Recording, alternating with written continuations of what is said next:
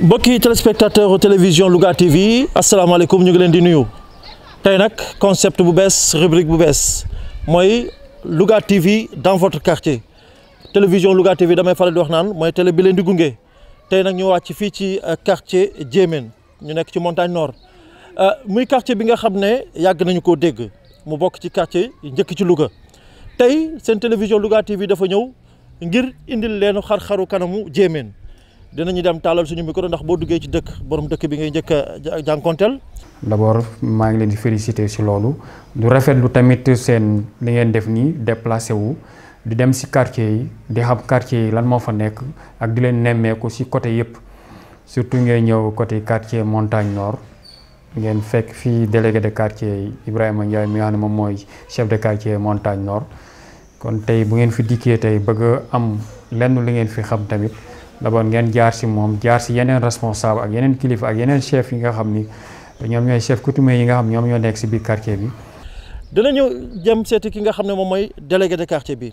waaye danañu seeti tamit imam yi mag ñi nga xamante ne nee nañu mag dafa yàgg ak yàlla mag ñi nga xam ne danañu wax cosaanu dëkk bi Diémène fan la jógee lu tax mu tudd Diémène kan ak kan yoo fi jëkk jaar waaye danañu seeti tamit imam bi nga xam ne it yàlla dafa dogal ni moment bi ñu fiy ñëw moom la ñu fi fekkanteel ñaata imam ñoo fi jaar lan mooy histoire jàkka ji loolu lépp nag su ngeen ànd ak seen télévision Louga TV waaye fàttewuñu tamit taxawaayu jigéen ñi ndax xam nañu jigéen ñi dañoo am solo lool ci quartier waaye bu ñu nee quartier wax également ASC équipe nawetaan ndax équipe nawetaan tamit fii ñu nekk xam nañu ASC Walidane moom moo fi nekk dinañu tàllal suñu micro également le président de l'ASC mu nekk nag président boo xamante ne exceptionnel la parce que dañ ñoom ñëpp àndoon nañ à l'unanimité ñu ne président à vie tant que mu ngi koy soxla moom rek moom moo koy yore. dafa xër wax loolu rek mais. kañ lañ la fal président. 2006. ASC bi li ma ci mën a wax bare na trop parce que 2006 laa nekk président Walidane waaye depuis 2002 ñu créé ko maa ngi ci nekk ci lu bëree bëri ba yàlla def ñuy jox ma poste président bi. 2006 ak léegi nag vraiment équipe bi du ma ni gagné na coupe départementale gagné gu ko mais lim fi dem ci ay demi-finale bare na trop lim fi équipe bu mu présenté boobaak léegi day nekk équipe bu nga xam ne waa Louga yëpp dañuy xam ne équipe bi war na mën a gagné coupe xëy na yàlla moo ko tuddul. mais équipe yi muy présenté kooku Louga yëpp mën nañ ko témoin day génne équipe bu nga xam ni day bokk ci équipe yi gën ci Louga ba daaw dëkkandoo moo ñu génnee quart de finale moo ñu génnee aussi demi-finale municipal poule bi ñëw ci jël paie année bële weesu ak bi yëpp 21 points yëpp équipe bee ko jël. waaye tamit xam ngeen quartier bu ne dafa am ay icône ñu fay nekk ndax ki nga xam ne ci wàllu politique bu ñu xoolee ni suñu grand Ibrahima Ndiaye fii la dëkk waaye Abdou Aziz Diagne également aussi fii la dëkk muy ñi nga xam ne dañuy defar taaru Diémène ñoom ñëpp nag danañu àndandoo ak ñoom wan leen li nga xamante ne moom mooy Diémène mbokki téléspectateurs yi da ngeen fay teg seen loxo ngeen ànd ak man ñu dem wan leen li nga xamante ne moom mooy histoire Diémène.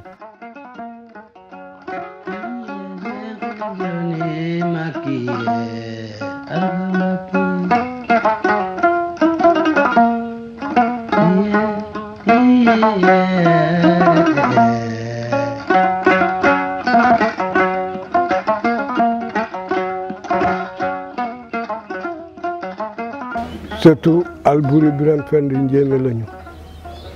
ñoo sosi Louga gii jéeme na ko sos suñu maam ñoo fi ñëw taal fi daay fa daay ga yem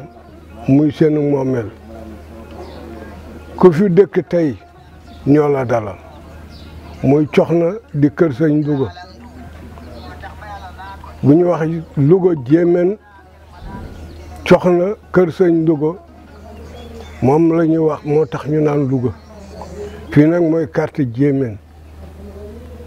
quartier bi itam ku ñu wax Massar Diop moo ko jëkk a yor bi mu ko yoree boobu moom Moustapha Cissé ak Talla Diop ñu doon wote maire bi biñ ko wotee Talla mooy doomu Massar mu gagné Moustapha jox bàyyam quartier bi ñu delloo wote waat Moustapha gagné ko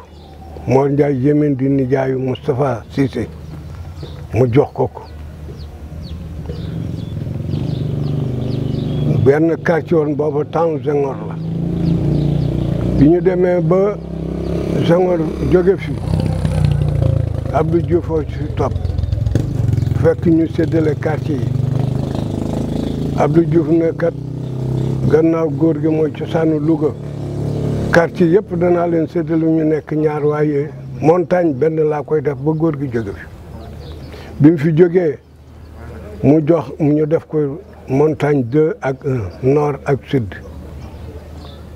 Amad Yaram moo yore montagne sud Mor Ndiaye Yémén yore montagne nord bi mu fi jógee Mor Ndiaye doomu rakkam ji wax Iba Ndiaye moo jur Mor mu tudde ko ñu joxaat ko quartier bi mu fi jógee itam Ibrahima di doomu Mor Ndiaye Yémén moom moo yorewaat quartier bi ñii ñooy ñetti chef de quartier yi fi nekkoon Ibrahima ñeenteel leen Massara fi jëkk Mor Ndiaye topp ci Mor Marema topp ci Ibrahima Ndiaye topp ci doomu Astu Mbeen ak Mor Ndiaye Yémén man nag maay magu Ibrahima daanaka kër Mor Ndiaye mag Birama ñooy fii seen xalifa Birama ma mag ma topp ci ñooy xalifa bi kër yi bayit ku ñu wax Latti mooy xalifa bi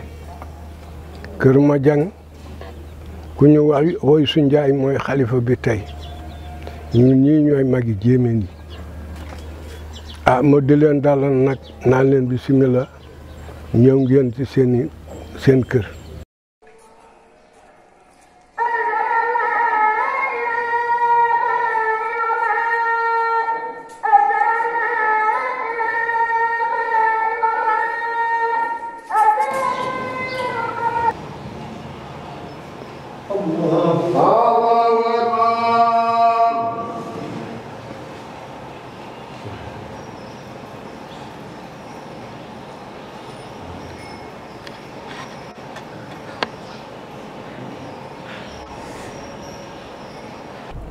man nag maa ngi tudd Makhtar Ndiaye ñu gën maa xam ci Tamsir Ndiaye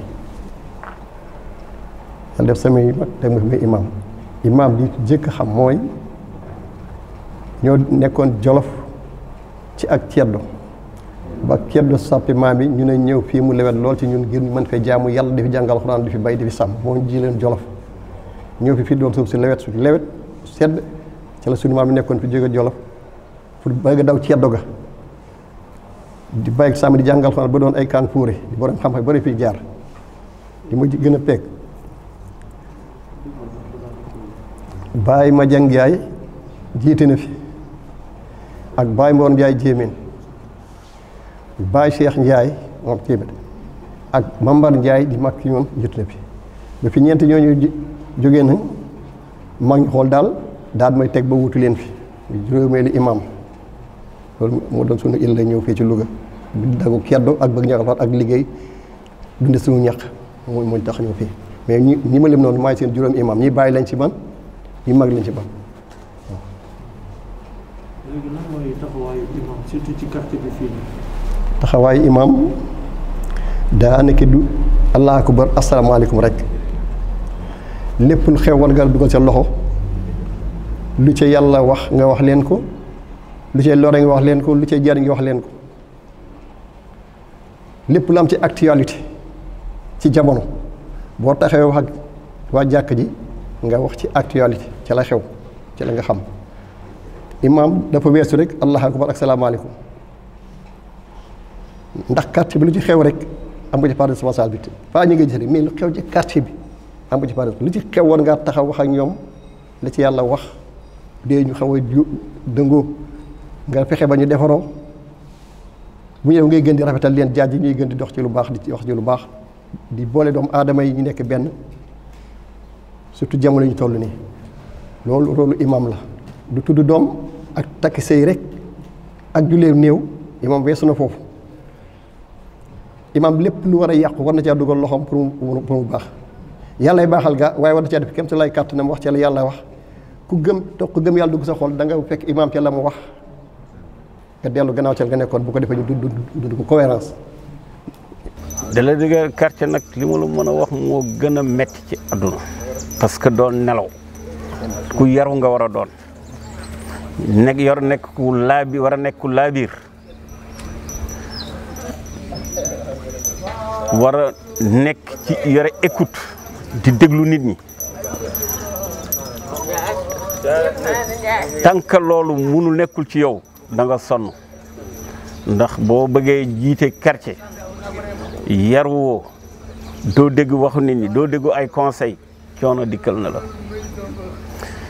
ah man nag ci loolu lay dox moom lay yore quartier bi, fas yéene koo yor di déglu population bi ba keroog may wàcc liggéey keneen yor ko.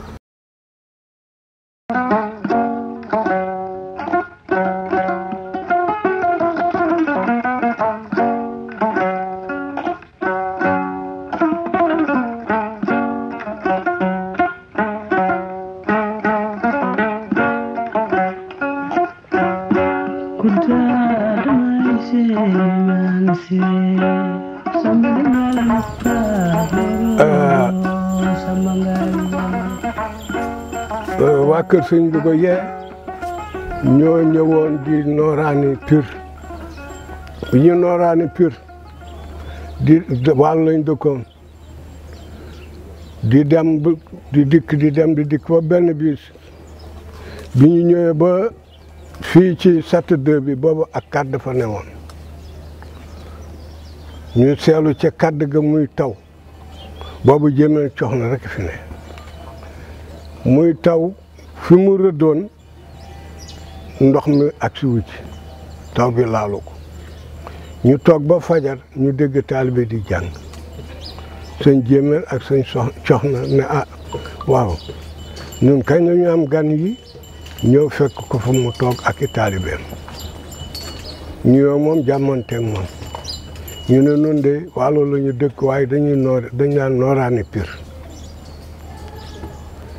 bi ñu ñëw ba fii daal fi yàlla atte asamaan soppeeku ñëw ci taatu kàddu gi seelu fi, taw bi fekk ñu fi. ñoom ñu ne ñoom day li leen yéem mooy àll bi yëpp def ndox, fii ngeen nekk tawul deful dara. ah daal nañ leen fi téye booba mbiri ceddoo xewoon, ñu daal di ko fa dalal tudde ko daara kàdd, daara ji ca kàdd gi. biñ fi ne bi tubaab bi ñëwee nag fekk ko fa, gannaaw moom moo jàngoon, ñu ñëw laaj si ko. biñ ko laajee mu wax ne man de dama fee Lug moo indi turu Louga, ndax dama fee ñëw tombe muy taw ci guddi gi ma seetlu ci kàdd gi. ah suba jot sama soxna si yeeweeku, xam ngeen ne liiru ni du dox. ñu faf bis ba dellu si wàjjan wi mu yoroon moom it am mool, ñi daal di ko fi daggal ab tool mu fi bay, ay mbokkam di ko wër ba fekk ko fi. noo ko nun de dangaa jóge fee ñu ne jóge nga fa taxi woo, xamuñu fa taxi diggante, mu leen damaa ñëw ba fii Lug fi moo indi turu Louga woowu, moo indi ñu naan kër sëñ Louga mooy cosaan Louga, waaye déedéet cosaan li mooy Jéemeen Coxna lug boobu nag lug ci wolof mooy damaa ñëw mënatumaa dem moom la wolof di wax moo indi turu lug boo déggee lug da ngay dem ba ci barab mënatoo dem nga ne man de lug naa fi.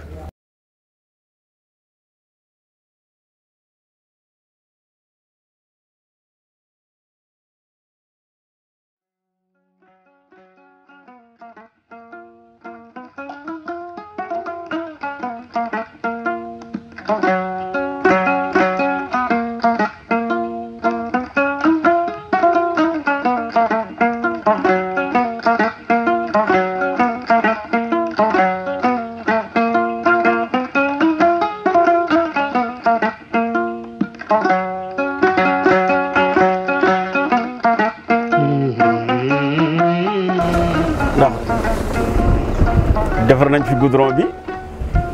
jàll na ba jumaa ja continuer defar nañu beneen goudron encore bu jógee gaaraasu Kër Momar Sarr bu wër montagne nord ba dellu route artère yi ci route Ndiouga Kébé ba loolu yëpp ci luy développer quartier ci lay bokk parce que loolu besoin population bi la ba nga xam ne bu fu ñu mën a jógee mën a am lu leen yóbbu loolu moom dafa nekk loo xam ne lii lu rafet lu sedd xol waa quartier bi la parce que fu nit mën a jógee léegi mën a teel a ñibbi këram ndax goudron accès goudron yi kii na bu nit gaañoo noppaloo ñu koy yóbbu sëg day dem rapidement ndax goudron bi ma nga jaar ci sëg bu ñuy dem jumaa yi kër Sëriñ Tuubaa ji encore da leen di accès très rapidement vraiment yooyu moom ñu ngi koy rafetlu lool et bi ci dolli mooy sancaan yi nga xamee ne ñu ngi nekkoon montagne nord presque mën naa leen la ñëpp dem nañu li ci des matatul 10%. mooy la tudd nekk délégué de quartier montagne nord avant ma koy nekk nag sama mag ko newoon sama mag papa ma ko newoon Mor Ndiaye Jéemeen depuis 1960 la Mor Ndiaye Jéemeen yore woon quartier bi ba 1990 Mor jël ko di turandoo ci moom di doom ci moom ndax rakkam bu góor moo jur Mor muy Bayi Ba.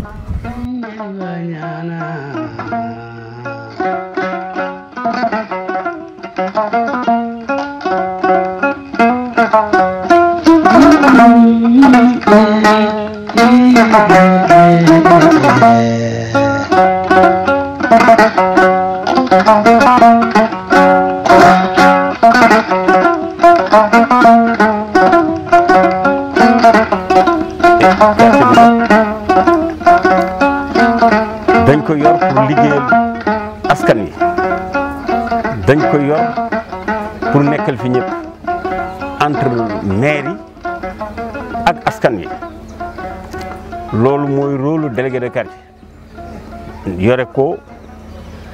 bu population quartier bi ñëwee soxla suñu am nga taxaw ci lépp li nga ci mën nga taxaw ko ci bu waa maire yi ñëwee lépp li ñu la sant nga def ko ndax maire ñoo ñu yilif ñun nag noonu la ñuy doxalee li maire yi wax la ñuy def ba tënku ci kayit jox ñu ko moom la ñuy doxalee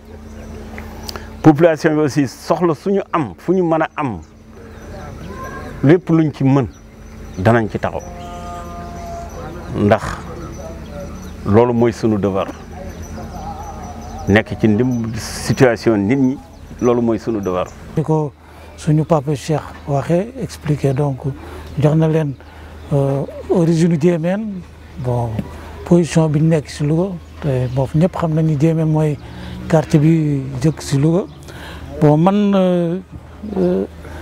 doomu Jéemeen la donc conseiller municipal la aussi responsable politique Benno Bokk Yaakaar donc di yëngutu si vraiment développement Louga di yëngu si développement suñu quartier donc Sonatel laa nekkoon di liggéey donc maa ngi présentement Louga yor sama société donc di def daal sama kéemtalaay kattan pour développer sama quartier développer Louga et di jàppale suñu chef de quartier foofu donc comme conseiller municipal la donc activité bu quartier bi yëngatu daf ñu ci associé bon di ñu laaj conseil suñu conseil ñu ko siy jox vraiment mu nekk chef de quartier bu am écoute vraiment donc comme ni mu ko waxee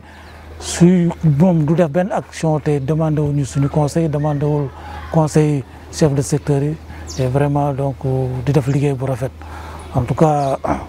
moo boobu laa amul lu may wax ñun nous sommes là en tout cas pour les appuyer pour vraiment liggéeyal suñu quartier donc liggéeyal suñu koñ pour mu gën a développer.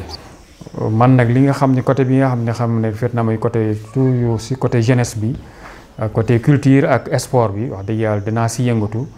bu ngeen ma si laajee pour moo joxe leen sama xalaat si montagne nord loolu yow si fi ma nekk nii mooy montagne nord daanaka boo dee xool am na ay ASC yi nga xam ne ASC wu nawetaan lañ am na ASC am na bi nga xam ne division régionale la nekk boo dee xool benn ASC moo fi nekk si division régionale muy ASC Walidane. Bon politiquement donc moi je me dis que Ndiéméne bon montagne plus particulièrement donc APR amu fi problème bu bari sur le plan opposition donc vraiment on déroule à roue libre donc moi je sens pas une opposition au niveau du quartier montagne donc nous sommes vraiment très à l'aise. Bon, moi je me rappelle ces élections yi mujj suñu bureau de vote donc suñu lieu de vote ñun ñoo ko gagné donc je crois c'était à 75% lañ ko gagné donc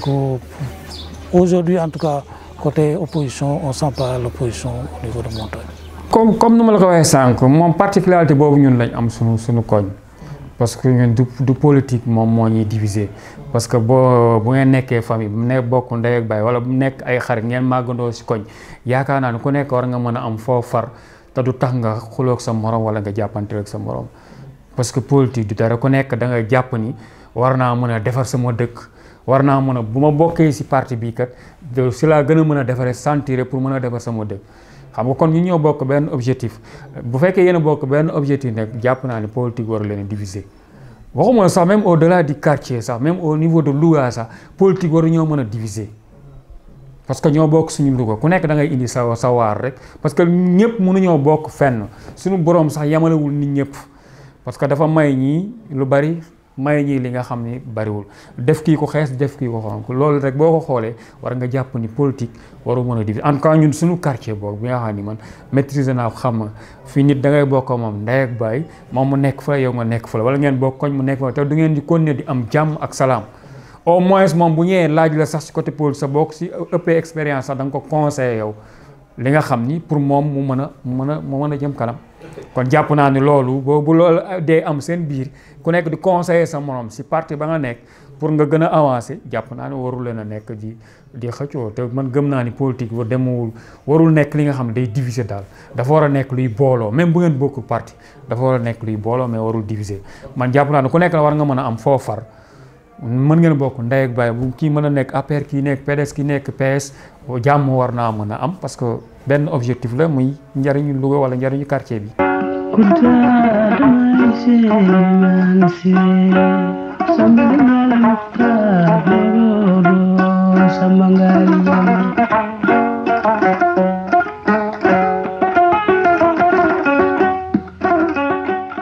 ñoo ko créé woon ca laa bokk bugguma ko bàyyi aussi man ak Ndiaye mi toog ak Ibba ci ñi créé woon équipe bi ci la ñu bokk bëgguñu ko bàyyi aussi mu suux noonu moo tax suñ kii rek dañ ci ànd ak xale yi jàpp et puis xam nga mbirum nawetaan stade sax da nga fa dem problème am nga jóg xale yi bàyyi parce que da ngay dem ba say doom say jarbaat ñoo ci boo jógee rek luñ naroon a def buñ la séenee dañuy bàyyi loolu tam liñ ci gën di pousser ci la bokk parce que mbirum nawetaan nit ñi dañuy jàpp xam nga lu ci gën a ndaw dem terrain football yi moo gën a tuuti ci équipe bu nawetaan ci ku ko xam li muy liggéey moo ëpp fuuf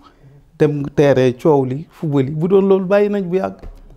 mais leneen li nekk ci biir moo ëpp fuuf ak loolu. ASC Walidane am na tamit nawetaan parce que dafa am division régionale affiliée fédération am nawetaan mooy fi ma nekk nii te fa laa bokk muy ASC Walidane am na yeneen ASC yi fi nekk muy ASC olympique moom moo nekk si kanam si ASC si montagne nord la nekk ASC GIA si montagne nord la nekk ASC renaissance si montagne nord la nekk ASC espoir bu bees bi nga xam ni daaw la créé boobu tamit ci montagne nord la nekk ak ASC olympique mooy ASC montagne ASC daara ji su moom it si montagne noonu la bokk wax dëgg yàlla yooyu ñooy ASC yi nga xam ne ñoom ñoo nekk si quartier bi muy ASC yi mën limal noonu te ASC yooyu wax dëgg yàlla sunu ASC ja sunu fierté la woon parce que boo dee xool lu bari gagné na ko kooku fierté quartier montagne nord la yeneen yi si des nag ASC comme ay Waldaan ak yooyu def nañ ay plusieurs fois ay finale départementale ay demi-finale départementale te sag la tamit si waa montagne nord ñu am ASC bu affilié fédération muy ASC Waldaan en tout cas côté sport moom wax dëgg yàlla en tout cas montagne daal kenn du ko fàtte si Louga si côté sport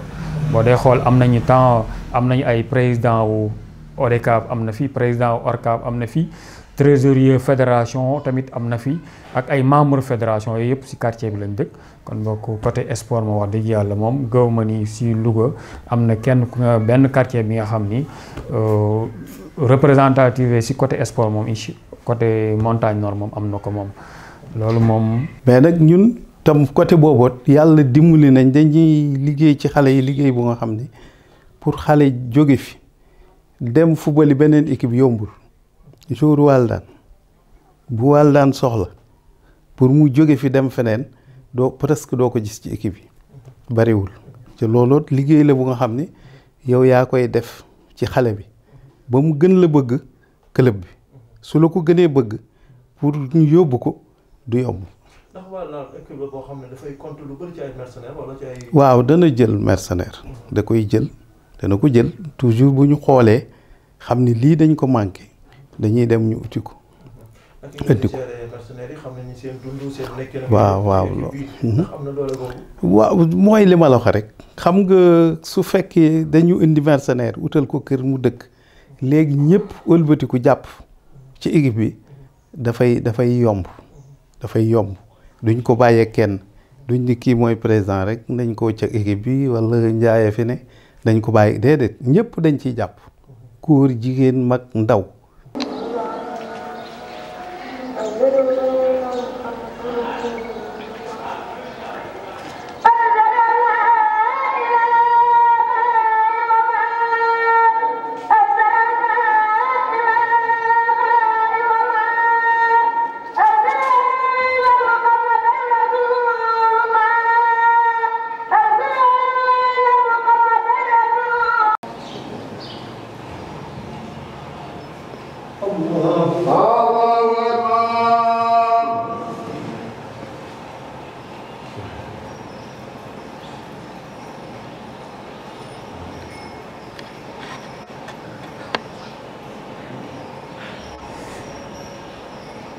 taxawaayu imaam daanaka du allah akbar asalaamaaleykum rek lépp lu xew war nga dugal sa loxo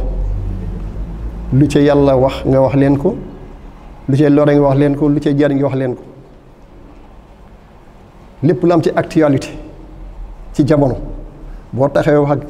waa jàkk ji nga wax ci actualité ca la xew ca la nga xam imaam dafa weesu rek allah akbar ak salaamaaleykum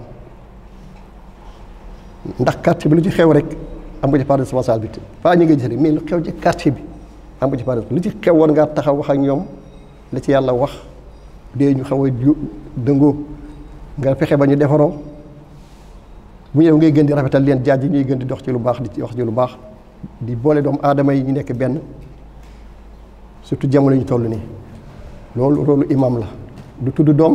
ak takk sëy rek ak jullee néew imam weesu na foofu. waaw dañuy def tour dañuy def bu ñu xasee jógee Porokhane dañuy loterie bu ñu loterie ku génn ñu génne par 4 personnes pour mois bi daal mois bi nga xam ne ñooy génn ci mois bi ku moomee ñu dem sa kër mais ak Covid bi dañu arrêté loolu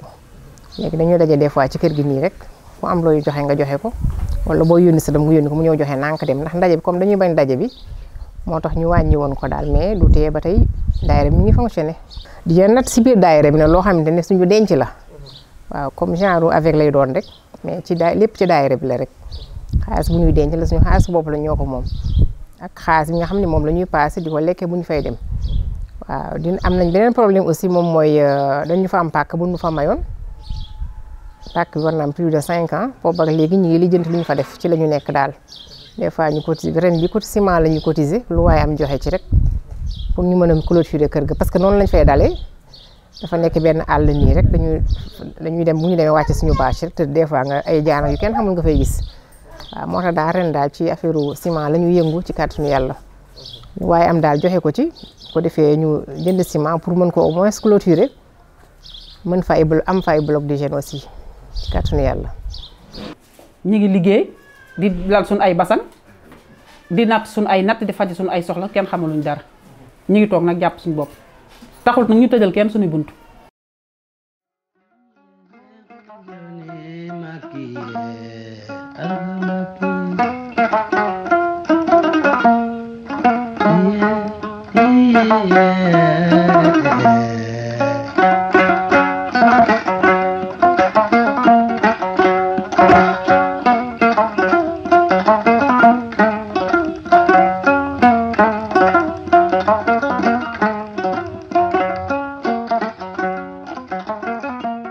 def benn reportage ci quartier bi dina gën a jox visibilité quartier bi dina gën a xamal waa Louga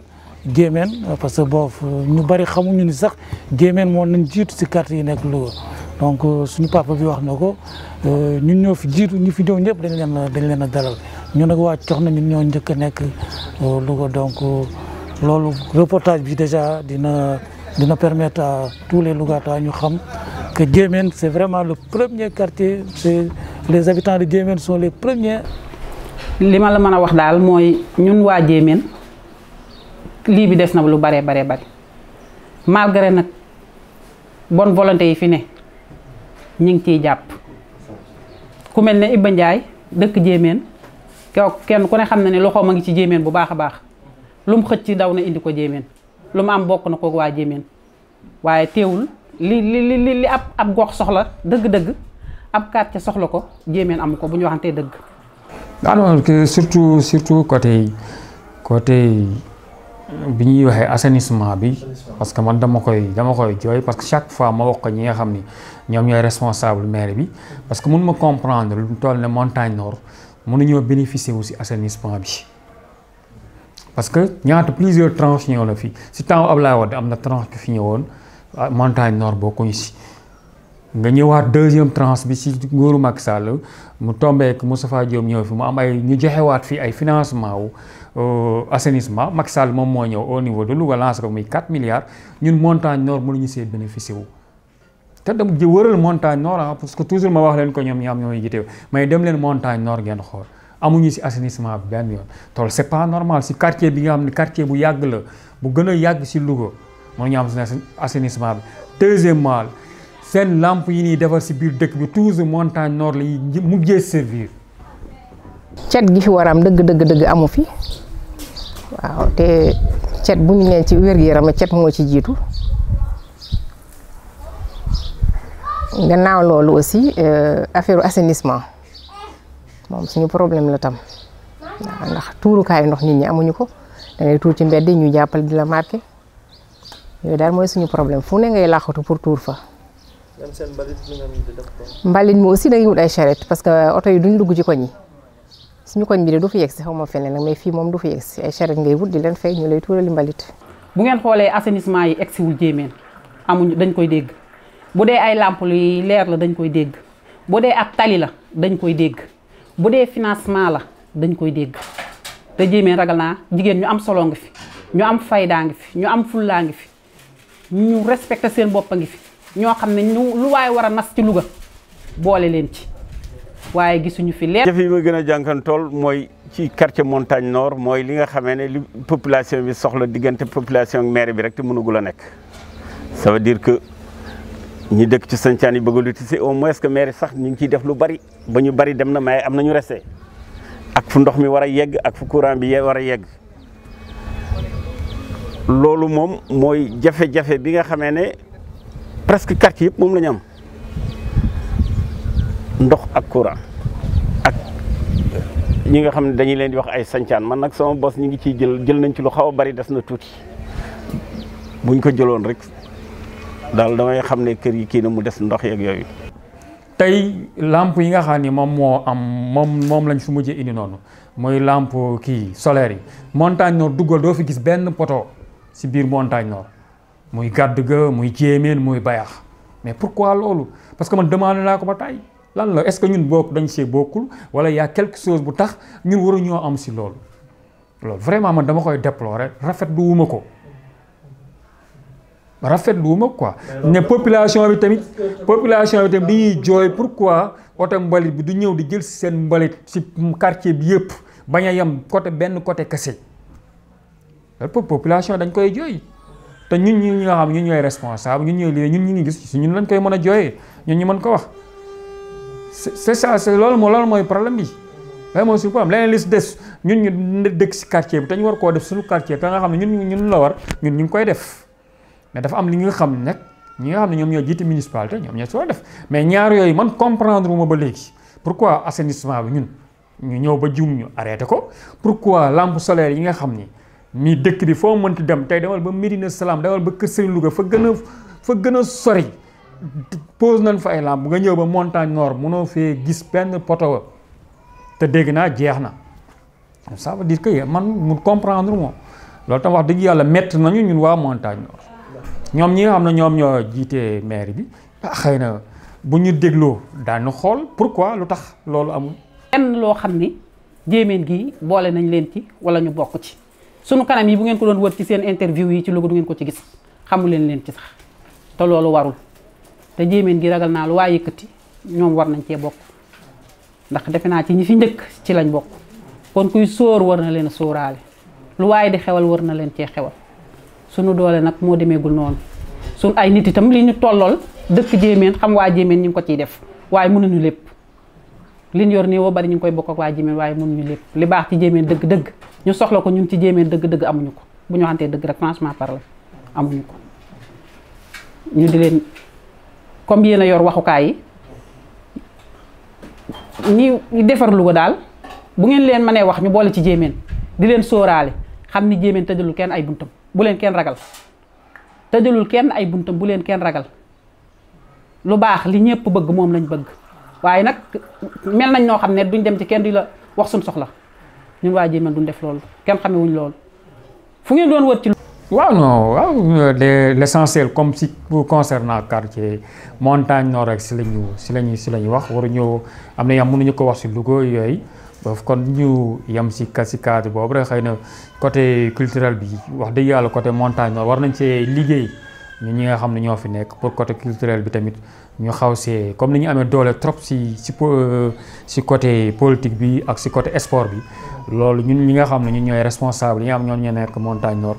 war nañ see mën a liggéey côté culture bi daal ñu bay suñu waa parce que gis naa ni foofu daal xaw na sooxe daal leneen li si des nag moom mooy état bi xëy na mën nañ ko interpeller si côté boobu parce que tamit montagne nord yaatu na trop war nañu fee mën a defar benn poste de santé ñu bañ a dépendre si poste de santé bu dispensaire bi parce que montagne nord dafa yaatu tey boo demee ba montagne nord day def nañ ba am extension ba si CMT yooyu yëpp ñu boole ko si montagne nord kon boo wax dëgg yàlla ba travaux publics kon waa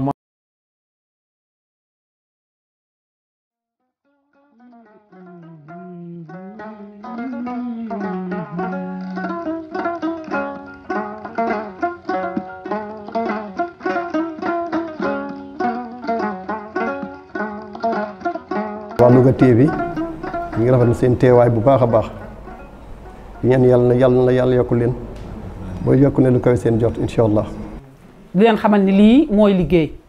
booy liggéey da ngay généraliser bul xeeb kenn demal ci ñëpp duggal ci roq yëpp ba xam lu xew fépp tey fu mel ne jéemeen